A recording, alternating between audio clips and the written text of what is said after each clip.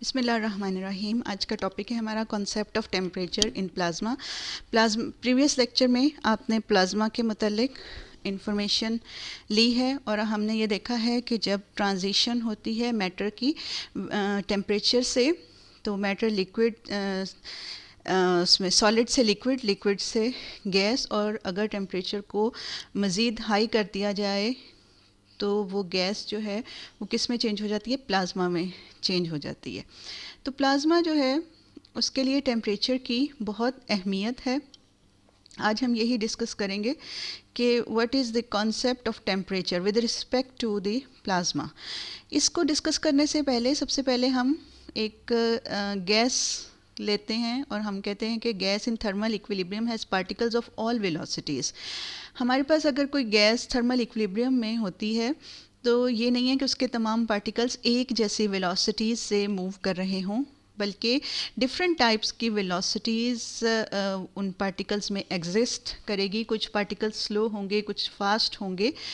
तो और सबसे ज़्यादा जो प्रोबेबल डिस्ट्रीब्यूशन ऑफ वेलोसिटीज़ की होगी, मतलब कि अगर हम ये देखें कि उन वेलोसिटीज़ में जो वैल्यूज़ सबसे ज़्यादा वो पार्टिकल्स रखते हैं, ज़्यादा तादाद पार्टिकल्स की जो वेलोसिटीज़ रखते हैं, उनको उसको हम कहेंगे most probable distribution of velocity.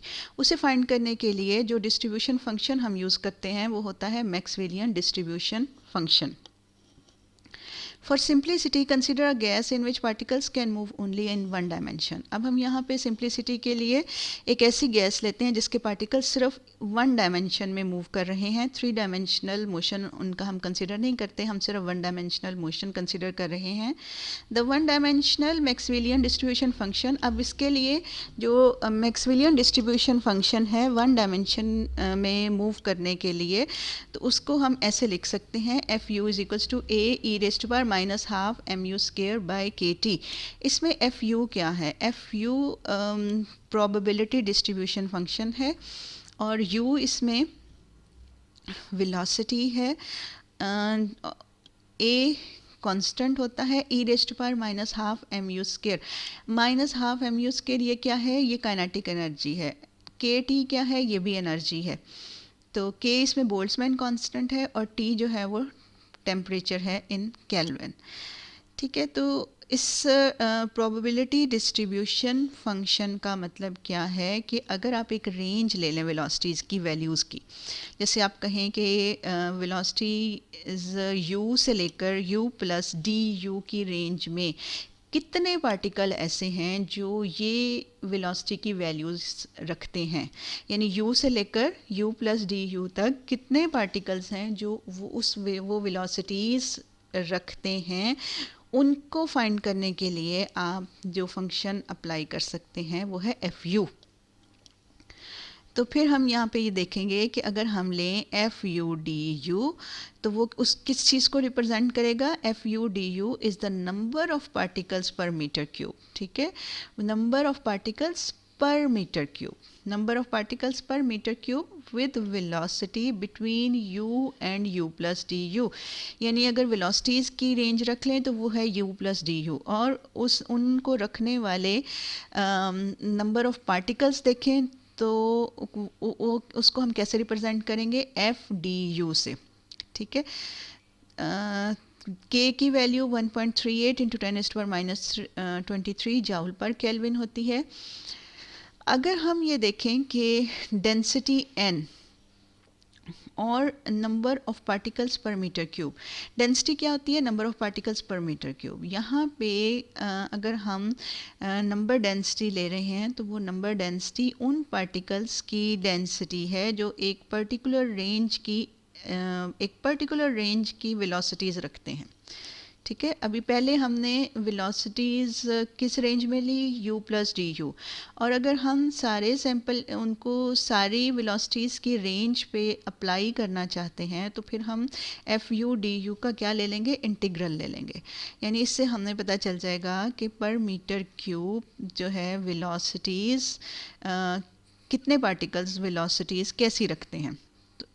यहाँ पे n is equals to integral minus infinity to infinity F U D U हो गया। The constant A is related to the density N by, अब जो इसमें ऊपर जो डिस्ट्रीब्यूशन फंक्शन हमने डिस्कस किया एफ यू, इसमें ए एक कांस्टेंट है। ए जो है उसकी वैल्यू हम फाइंड कर सकते हैं और वो वैल्यू आएगी N M divided by 2 pi K T rays to power 1/2, ठीक है, जिसमें n क्या है, number of particles per metre cube हैं। प्लाज्माज में हम ऐसा करते हैं कि ये जो डिस्ट्रीब्यूशन फंक्शन है वो अमूमन जो है वो पार्टिकल डेंसिटी के साथ मल्टीप्लाई होता है, जिसकी वजह से जो इंटीग्रल आता है रिजल्टिंग डिस्ट्रीब्यूशन फंक्शन का वो डेंसिटी n के इक्वल आता है, ठीक है। ऐसा प्लाज्मा नॉन न्यूट्रल गैसेस में ऐसा नहीं होता, लेकिन हम प्लाज्माज में जब डिस्ट्रीब्यूशन फंक्शन अप्लाई करते हैं तो इसमें डेंसिटी n जो है, क्योंकि इसमें चार्ज पार्टिकल्स भी होते हैं और इसमें पॉजिटिव आयंस और नेगेटिव इलेक्ट्रॉन्स दोनों तरह के होते हैं, इसलिए यहाँ पे n की जो है वो वैल्यू बहुत ज़्यादा है। अच्छा, ये मैंने आपके लिए ए की वैल्यू फाइंड करके दिखाई है। इसमें देखें फंक्शन जो मैक्सवेलियन डिस्ट्रीब्यूशन फंक्शन होता है उसके लिए कंडीशन होती है कि वो नॉर्मलाइज्ड होना चाहिए। तो रेंज हमने ली u से लेकर u प्लस डी यू, तो इसमें ये नॉर्मलाइज्ड है। नॉर्मलाइज्ड फंक्शन को कैसे लिखते हैं, integral minus infinity to plus infinity F U D U equals to 1। अब प्लाज्मा में पीछे हमने देखा है कि F integral minus infinity to plus infinity F U D U that is equals to n। इन दोनों को इक्वेट कर लें और एफ यू की वैल्यू पुट कर दें तो हमारे पास बन गया A E raise to power minus M U square bye 2 D U equals to n। A constant था, इसको हमने इंटीग्रल से बाहर निकाल दिया और बाकी हमारे पास ये आ गया इंटीग्रल। इसको थोड़ा सा सिंप्लीफाई करते हैं और इंटीग्रेट करते हैं। हमने इसमें m डिवाइडेड बाय 2 को अल्फ़ा पुट कर दिया, यानी कोई भी कांस्टेंट, m भी कांस्टेंट है, k भी, t भी, तो आपने इसको एक कॉमन कांस्टेंट के इक्वल, जिसको आप अल्फ़ा कह लें, आपने इसको अल्फ़ा के इक्वल पुट कर दिया। तो ये ऊपर वाला इंटीग्रल अब आपके पास बन गया a integral minus infinity to plus infinity E raise to power minus alpha U square D U equals to n। अब ये जो इंटीग्रल आप देख रहे हैं ये गाशियन इंटीग्रल है और इसकी आपको पता है कि इसकी वैल्यूज़ क्या आती हैं। इसकी वैल्यू होती है स्क्वायर रूट ऑफ पाई। अगर आपके पास ये इस तरह से हो E raise to power minus alpha U square, तो इसकी वैल्यू आएगी square root of pi over alpha, ठीक है, square root of pi over alpha. और अगर फर्दर इसको आपने एवेल्यूएट करना हो तो बुक में लास्ट में एक न्यूमेरिकल में इसको डिराइव भी किया हुआ। अच्छा, अब यहाँ पे देखें कि the solution of above integral is, अब देखें ये इसको जब इंटीग्रल का सोल्यूशन आप यहाँ पे लिखेंगे तो फाइनली ये इक्वेशन बन गई A square root of pi over alpha equals to n। A is equals to, A की वैल्यू लेनी है n square root of alpha over pi equals to n square root of m over 2 pi K T. यहाँ पे आपने क्या किया, यहाँ पे सिंपली अल्फ़ा की वैल्यू दोबारा से सब्स्टिट्यूट करके दी, तो a की वैल्यू आपके पास आ गई n square root of m over 2 pi K T. अच्छा जी, नेक्स्ट में अब देखते हैं कि इसको हम फिर से प्रोसीड करते हैं। ये लास्ट में हमने ए की वैल्यू तो फाइंड कर ली, तो अब हमारे पास आ गया width of the distribution is characterised by the constant T temperature which we call the temperature. ये जो विड्थ है डिस्ट्रीब्यूशन फंक्शन की, इसको आप टेम्परेचर टी से करेक्टराइज कर सकते हैं, या इसमें जब डिस्ट्रीब्यूशन फंक्शन आप अप्लाई करते हैं तो उसमें उसकी एक विड्थ डिफाइन करनी होती है, तो या आप उसको कह सकते हैं डिपेंडेंस डिफाइन करनी होती है। तो यहाँ पे जो डिपेंडेंस है वो टेम्परेचर T है। Compute average energy of the particles in this distribution. अब आपने इस डिस्ट्रीब्यूशन में एवरेज काइनेटिक एनर्जी, जो इतने पार्टिकल्स हैं उन सब की एवरेज काइनेटिक एनर्जी कितनी है वो आपने इसमें फाइंड करनी है। तो एवरेज काइनेटिक एनर्जी का फॉर्मूला क्या होता है ये आप सबको पता है, integral minus infinity to plus infinity half M U square. और आपको पता है कि हाफ एम यू स्क्वायर क्या होगा, एक पार्टिकल की kinetic energy F U D you, सारे पार्टिकल्स का नंबर, यानी जितने पार्टिकल्स की तादाद है डिवाइडेड बाय एक पार्टिकल की एनर्जी, तो इससे ये सारी क्या बन गई, टोटल काइनेटिक एनर्जी, ठीक है, total kinetic energy of all the particles in that range या इन दैट डिस्ट्रीब्यूशन, जितनी भी उसमें टोटल काइनेटिक एनर्जी सारे पार्टिकल्स की होगी वो इसमें आ गई, और आपने इंटीग्रेट कर दिया उसको रेंज माइनस इन्फिनिटी से प्लस इन्फिनिटी तक। ठीक है, तो ये तो आपके पास होगी total kinetic energy divided by ये नीचे क्या है, these are number of particles. तो इस तरह ये मीन या एवरेज वैल्यू बन गई, जिसमें ये टोटल काइनेटिक एनर्जी और ये टोटल नंबर ऑफ पार्टिकल्स हो गया। तो ये आपके पास एक पार्टिकल या ईच पार्टिकल के लिए या एवरेज काइनेटिक एनर्जी जो आप फाइंड करेंगे, ये उसकी वैल्यू आपके पास बन गई। अब इसमें जो है, इसमें हम एक दो फंक्शन डिफाइन कर रहे हैं। हम अगर लिखें, जैसे ये लिखा हुआ है वी टी एच का मतलब है थर्मल वेलोसिटी। ठीक है, तो थर्मल वेलोसिटी की वैल्यू आ रही है 2kT divided by m, square root of 2kT divided by m। तो ये वी.टी.एच हमने इसको कहा है थर्मल वेलोसिटी, इसको कहा है। तो थर्मल वेलोसिटी हमने ये फार्मूला कैसे आया, अगर आप देखें कि आपके पास हो हाफ एम वी स्क्वायर, अगर हो आपके पास हो तो हाफ एम वी स्क्वायर क्या बनेगी, थर्मल काइनेटिक एनर्जी बनेगी।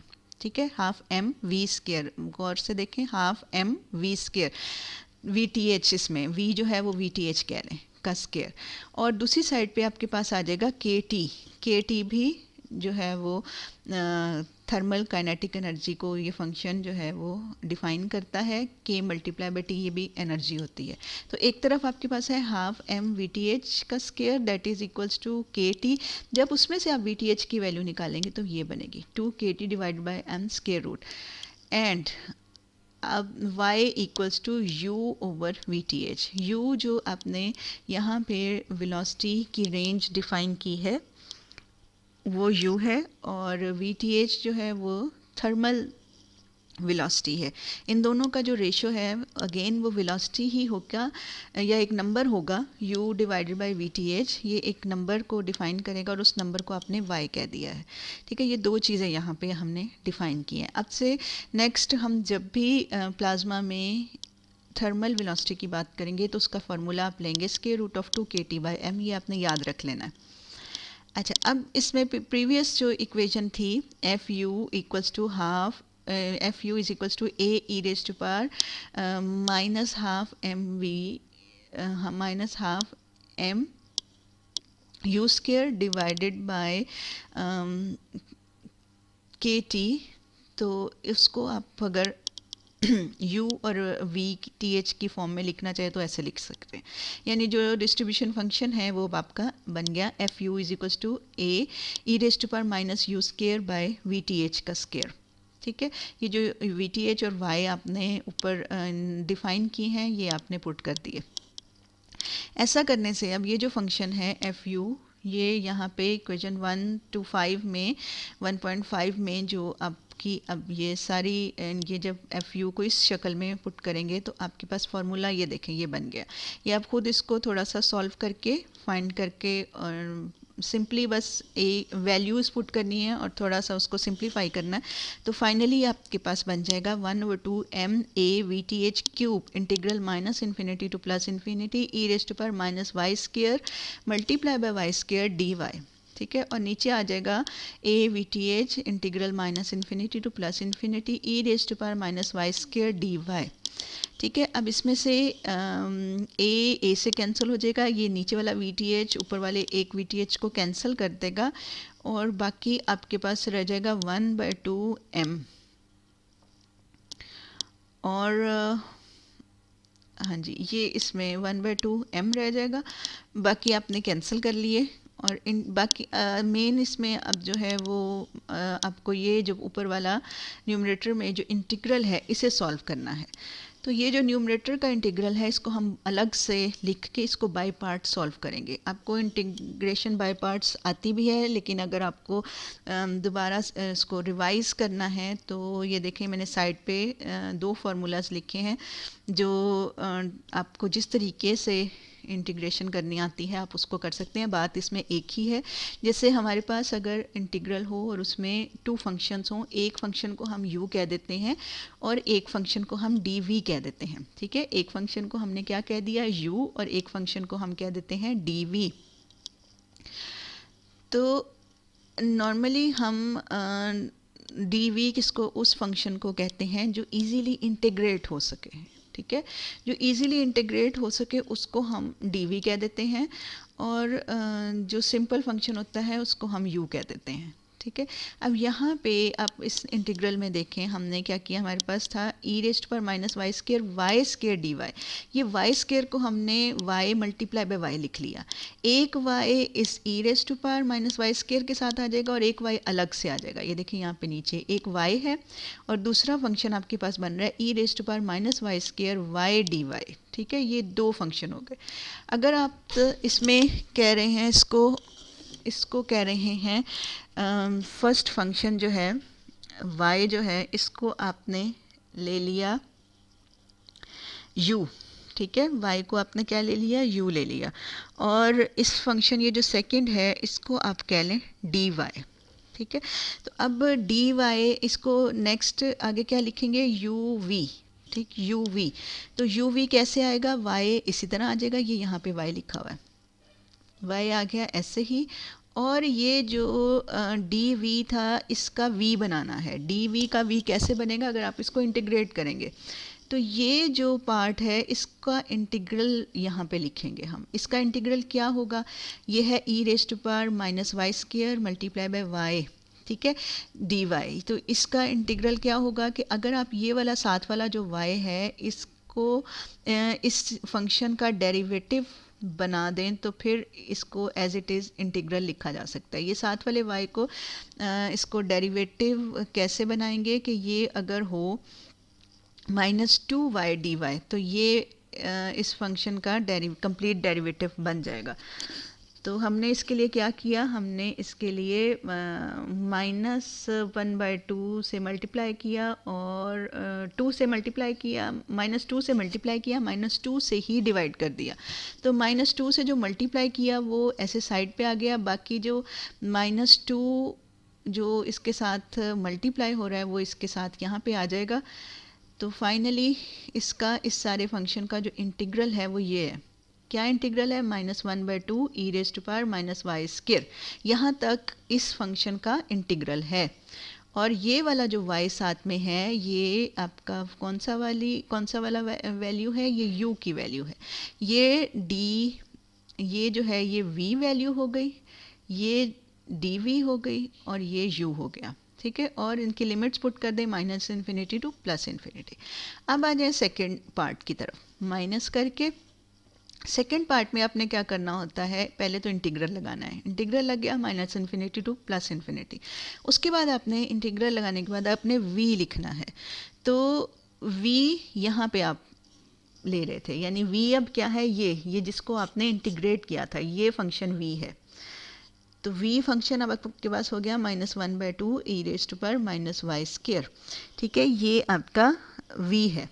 उसके बाद आपने क्या लिखना है, du। u क्या था, y था, सिर्फ y। तो इसका डेरिवेटिव क्या होगा, dy होगा, तो वो आपने यहाँ पे dy लिख दिया। इस तरह ये पूरा आपका इंटीग्रेशन बाय पार्ट्स कंप्लीट हो गई। अगर आपको इससे समझ नहीं आती तो आप इसको ऐसे भी कर सकते हैं कि जैसे ये नीचे दिया हुआ है कि अगर आपके पास दो फंक्शन है, एक a है और एक b है और उन दोनों का इंटीग्रल, जैसे यहाँ पे आपने इस फंक्शन को y को a कह दिया और ये जो दूसरा साथ वाला इसको आपने b कह दिया। अब इसमें आंसर आप कैसे लिखेंगे, a वैसे ही लिखा जाएगा जैसे आपने y को यहाँ पे लिख लिया और b का इंटीग्रल, यानी इस फंक्शन का इंटीग्रल जो है वो आप यहाँ पे लिखेंगे। इस फंक्शन का इंटीग्रल आप फाइंड कर लें, ये आपके पास उसका इंटीग्रल है, ठीक है। माइनस फिर आप लगाएंगे इंटीग्रल लगाने के बाद आप a का डेरिवेटिव लिखेंगे। a का डेरिवेटिव a क्या था, y था, इसका डेरिवेटिव होगा dy जो आपने यहाँ पे लिखा। और फिर से आप क्या लिखेंगे, बी का इंटीग्रल। बी का इंटीग्रल आप पहले ही यहाँ पे भी लिख चुके हैं। बी का इंटीग्रल क्या है, -1/2 E raise to power minus Y square, वो आपके पास ये बी का इंटीग्रल आ गया। तो इस तरह से ये दोनों तरीके से आप इसकी इंटीग्रेशन कर सकते हैं। ये मैंने आपको सिर्फ रिवाइज़ करवाने के लिए, बाकी आपको बड़ी अच्छी तरह से इंटीग्रेशन बाय पार्ट्स आती है, सिर्फ रिवाइज़ करने के लिए यहाँ मैंने आपको दोबारा बताया है। अच्छा, अब यहाँ पे आ जाए कि 1/2 integral -∞ to +∞ E raise to power minus Y square dy, ये आपका फाइनली रह गया। क्यों? क्योंकि जब आप इस फंक्शन में लिमिट्स पुट करते हैं +∞ एंड -∞, तो दोनों सूरतों में वैल्यूज़ जो एक दूसरे का इफेक्ट कैंसिल कर रही हैं और ये आपकी फर्स्ट टर्म जो है वो ज़ीरो आ रही है और बाकी आपके पास ये रह गया है, ये इंटीग्रल आपका। ठीक है, कैंसलिंग जब आपके पास ये रह गया तो इसको अब उठाएं, इस इंटीग्रल को, यानी -∞ to +∞ -1/2 E raise to power minus Y square dy, इसको उठाएं और इसको उठा के आप यहाँ पे पुट कर दें। ठीक है, यानी जो आपने बाहर निकाला था वहाँ पे इसको पुट कर दें। ऑलरेडी आप इसमें से a और VTH को कैंसिल, एक VTH की वैल्यू नीचे वाली ऊपर वाली के साथ कैंसिल हो गई है। बाकी ये वाला इंटीग्रल आप देखें इसके साथ कैंसिल हो जाएगा, जिसमें से 1/2 बाहर निकल चुका होगा। तो ये 1/2 इसका वाला और 1/2 जो ऑलरेडी यहाँ पे है, ये दोनों मल्टीप्लाई हो जाएंगे, 1/4 बन जाएगा। m VTH का स्क्वायर रह गया सिर्फ।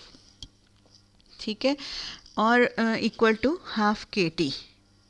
VTH की वैल्यू दोबारा से सब्स्टिट्यूट कर दें, यानी स्क्वायर रूट ऑफ 2KT/m। तो ये VTH स्क्वायर है तो स्क्वायर रूट ख़त्म हो जाएगा, बाकी रह गया 2 और 4 कैंसिल हो जाएंगे, हाफ KT आपके पास रह गया। दस average kinetic energy is half KT, यानी अगर ये वन डायमेंशन में अगर गैस के पार्टिकल्स मूव कर रहे हैं वन डायमेंशन के लिहाज से, एवरेज काइनेटिक एनर्जी किसी एक सिंगल पार्टिकल के पास कितनी होगी, हाफ KT। एक पार्टिकल के पास कितनी एनर्जी होगी, हाफ KT। अगर n पार्टिकल्स हैं तो क्या होगी, हाफ n KT होगी। It is to extend this result to 3 dimension Maxwell distribution is then. अगर इसी रिजल्ट को अब हम 3 डायमेंशन में एक्सटेंड कर देते हैं, पहले क्या था, सिर्फ FU था, अब क्या होगा, FUVW, जिसमें UVW जो है वो पहले 1 डायमेंशनल वेलोसिटी थी, अब ये समझें जब V आ गया तो 2 डायमेंशनल होगी, W आ गया तो 3 डायमेंशनल, यानी अब वेलोसिटीज़ जो हैं वो 3 डायमेंशन में हैं।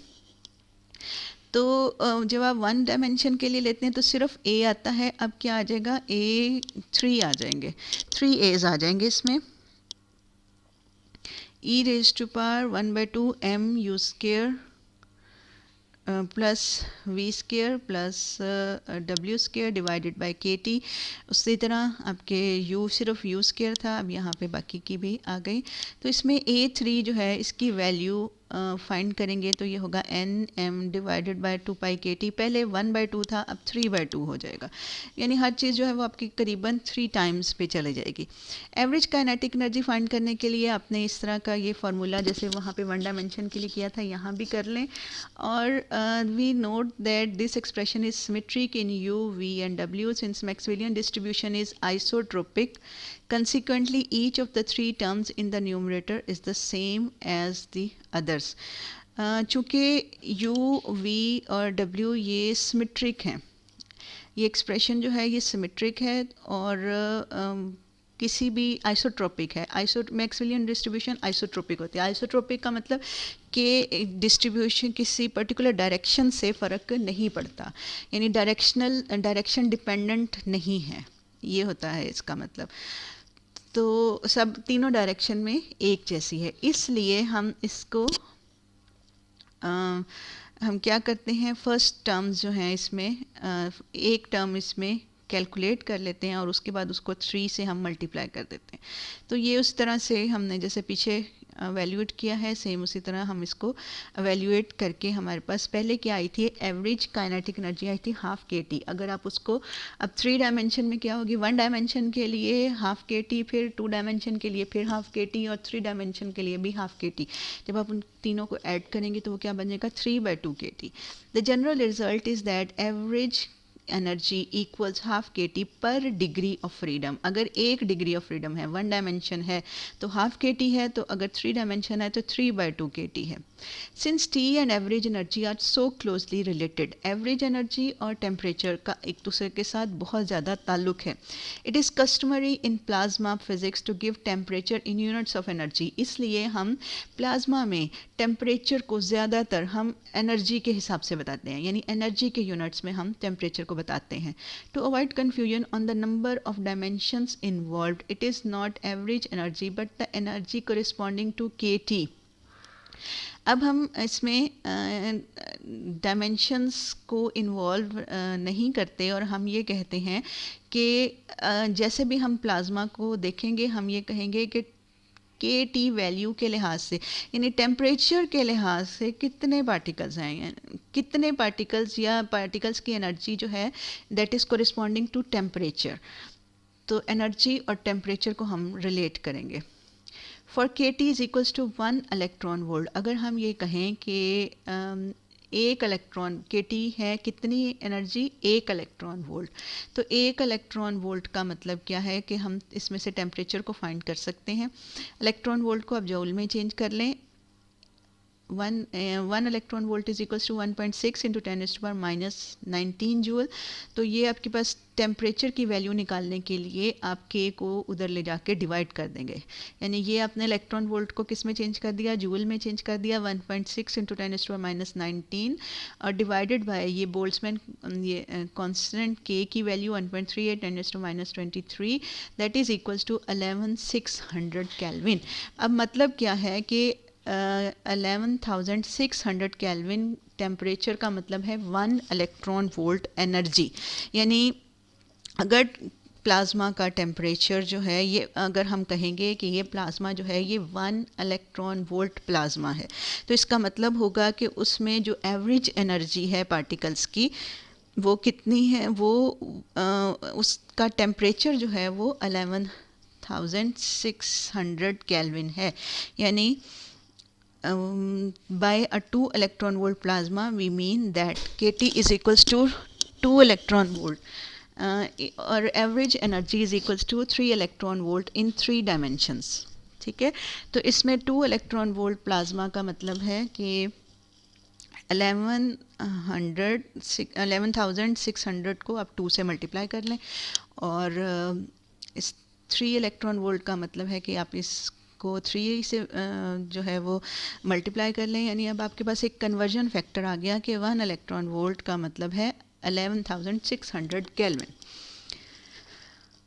It is interesting that a plasma can have several temperatures at the same time. ये भी एक बहुत इंटरेस्टिंग फिनोमेना है, ये प्लाज्मा में ही होता है कि सेम टाइम पे प्लाज्मा के डिफरेंट पार्ट्स का ये डिफरेंट टेम्परेचर भी हो सकता है।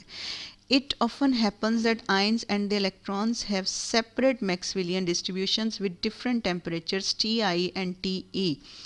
इसमें एक्चुअली होता क्या है, क्योंकि इसमें होते हैं इलेक्ट्रॉन्स और इसमें होते हैं आयंस, दोनों तरह के होते हैं और दोनों की जो स्पीड्स हैं वो डिफरेंट होती हैं, क्योंकि इलेक्ट्रॉन्स जो हैं उनका मैस और है, आयंस का मैस और है, तो उनका डिस्ट्रीब्यूशन जो वेलोसिटीज़ की है वो उनमें डिफरेंट होगी।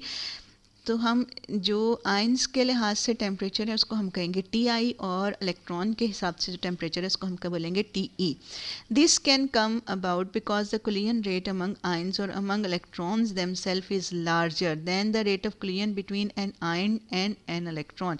अब इसको हम सेपरेट क्यों कर रहे हैं या सेपरेट क्यों ले रहे हैं, वेलोसिटी चेंज कब होती है, वेलोसिटी चेंज इन पार्टिकल्स किस वक्त होती है, जब ये दूसरे से टकराते हैं।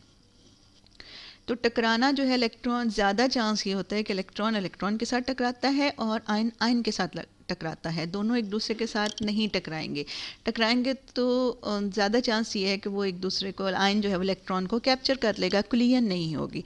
तो इसलिए हम इनको सेपरेट ले सकते हैं कि चूँकि इलेक्ट्रॉन ने इलेक्ट्रॉन के साथ ही टकराना है और आयन ने आयन के साथ टकराना है, तो इसलिए उस हिसाब से उनकी वेलोसिटीज़ होंगी और उस लिहाज से उनके टेम्परेचर होंगी। Then each species can be in its own thermal equilibrium, दोनों स्पीशीज़ का अपना अपना थर्मल इक्विलिब्रियम होगा, but the plasma may not last long enough for the two temperatures to equalise.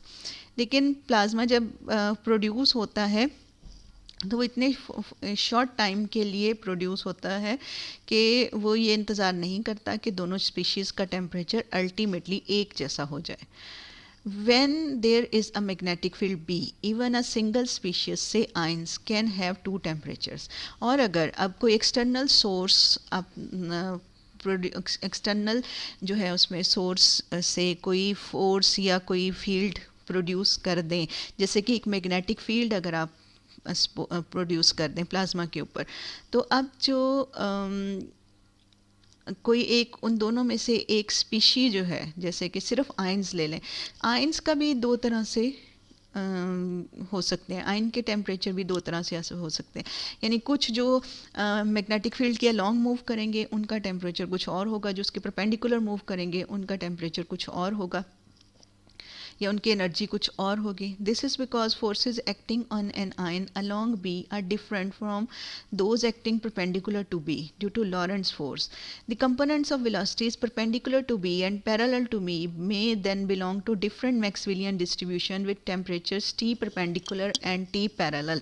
अब इसमें देखें कि अगर आपके पास आयन ही की मैग्नेटिक फील्ड है, उसमें आयन ही के दो तरह के टेम्परेचर के लिहाज से डिस्ट्रीब्यूशन हो गई। वो पार्टिकल्स जो परपेंडिकुलर मूव कर रहे हैं मैग्नेटिक फील्ड के साथ, उनकी डिस्ट्रीब्यूशन के लिए जो टेम्परेचर है उसको आप टी परपेंडिकुलर कहेंगे, और जो मैग्नेटिक फील्ड के साथ पैरेलल मूव कर रहे हैं उनकी और तरह की वेलोसिटी होगी, और मैक्सवेलियन डिस्ट्रीब्यूशन फंक्शन उनका चेंज होगा, और उनके लिए टेम्परेचर होगा T parallel. Before leaving our review of notion of temperature, we should dispel the popular misconception that high temperature necessarily means a lot of heat. यहाँ पे अब हम ये जा रहे हैं कि बहुत ज़्यादा हाई टेम्परेचर का मतलब ये नहीं है कि हीट एनर्जी बहुत ज़्यादा है. People are usually amazed to learn that electron temperature inside a fluorescent light bulb is about 20,000 Kelvin. Electrons जो एक ऑर्डिनरी फ्लोरेसेंट बल्ब जो होता है उसके अंदर के जो इलेक्ट्रॉन्स हैं, आप इमेजिन कर सकते हैं कि उनका टेम्परेचर, अगर इलेक्ट्रॉन का टेम्परेचर चेक करें, टेम्परेचर कैसे हम चेक करें, उसकी एनर्जी के लिहाज से, उसके एवरेज एनर्जी के हिसाब से, तो उसकी कितना केल्विन होगा, 20,000 केल्विन में it does not feel that hot. लेकिन क्या आपको इतना ज़्यादा हाई टेम्परेचर फील भी होता है उन इलेक्ट्रॉन्स का? इसका सिंपल सा आंसर है कि नहीं, हमें फील नहीं होता. Of course the heat capacity must also be taken into account. The density of electron inside a fluorescent tube is much less than that of a gas at atmospheric pressure. Electrons की जो density है fluorescent bulb के अंदर, वो density क्या है, number of electrons per unit volume. तो वो number of electrons per unit volume fluorescent bulb के अंदर या ट्यूब के अंदर बहुत ही कम होते हैं. अगर हम गैस को कंपेयर करें और एटमॉस्फेरिक प्रेशर पे जो number of particles of gas unit volume में एग्जिस्ट करते हैं, उनकी तादाद बहुत ज़्यादा होती है as compared to number of electrons per unit volume inside a fluorescent tube. The total amount of heat transferred to the wall by electrons striking it at their thermal velocities is not that great. अब देखें, bulb की surface हमें गर्म क्यों महसूस होगी? जब उसके अंदर के पार्टिकल्स जिनकी काइनेटिक एनर्जी इतनी हाई है, जब वो जाके बल्ब की वॉल के साथ टकराएंगे, तो टकराने से क्या होता है कि एनर्जी ही लिबरेट होती है एज हीट. तो बल्ब की सरफेस जो है वो गर्म हो जाती है. अब अगर उसमें पार्टिकल्स की तादाद ही बहुत कम है, बहुत ही फ्यू नंबर्स ऑफ इलेक्ट्रॉन्स हैं, वो जब जा के इतनी हाई एनर्जी से टकराएंगे भी, तो भी जो उस बल्ब की सरफेस है वो उस तरह से हॉट नहीं होगी कि जितना जितना हम एक्सपेक्ट कर रहे हैं या जितना उन इलेक्ट्रॉन्स का टेम्परेचर है. जबकि वही आप एटमॉस्फेरिक प्रेशर पे अगर आप उससे बहुत ही कम टेम्परेचर की गैस भर दें किसी बॉटल में या किसी उसी बल्ब में, तो वो गैस के पार्टिकल्स चूँकि पर यूनिट वॉल्यूम इतने ज़्यादा हैं, वो सब जब जाके टकराएंगे तो उन सब की जो कलेक्टिव हीट है उससे वो चीज़ बहुत ज़्यादा गर्म महसूस होगी. Everyone has had the experience of cigarette ash dropped on his hand, although the temperature is high enough to cause a burn. The total amount of heat involved is not. Many laboratory plasmas have temperatures of the order of 10 lakh Kelvin, approximately 100 electron volt, but at densities of 10 raised to power 18 to 10 raised to power 19 per meter cube. The heating the wall of the walls is not a serious consideration. अब इसमें यहाँ पे वो बता रहे हैं कि बाज़ औक़ात सिगरेट की ऐश जब हाथ पे गिरती है तो अमूमन वहाँ से जल जाता है, वो ऐसा हो जाता है, लेकिन फिर भी जितनी उन पार्टिकल्स की जो उसमें प्लाज्मा, सिगरेट की ऐश में जो प्लाज्मा है, जो उन पार्टिकल्स की जो उन पार्टिकल्स का इंडिविजुअल टेम्परेचर है वो इतना ज़्यादा हाई होता है कि अगर फिर भी उस लिहाज से आपका हाथ नहीं जलता। उसकी वजह क्या है कि बेशक पार्टिकल्स का टेम्परेचर हाई होता है लेकिन उनकी जो डेंसिटी है वो स्मॉल होती है, वो कम होती है। इसी तरह से फिर जो लेबॉर्ट्री में आप प्लाज्मा प्रोड्यूस करते हैं, उन पार्टिकल्स का जो टेम्परेचर है, उन पार्टिकल्स का जो प्लाज्मा के पार्टिकल्स का टेम्परेचर है तकरीबन 10 लाख केल्विन होता है और उनकी डेंसिटी जो है वो तकरीबन 10⁻18 से 10⁻19 पर मीटर क्यूब के राउंड अबाउट होती है। और डेंसिटी चूँकि इतनी कम है इसलिए वो जलाते ही नहीं हैं या उससे जलन नहीं पैदा होती और ये हमारे लिए कोई बहुत सीरियस मैटर नहीं बनता।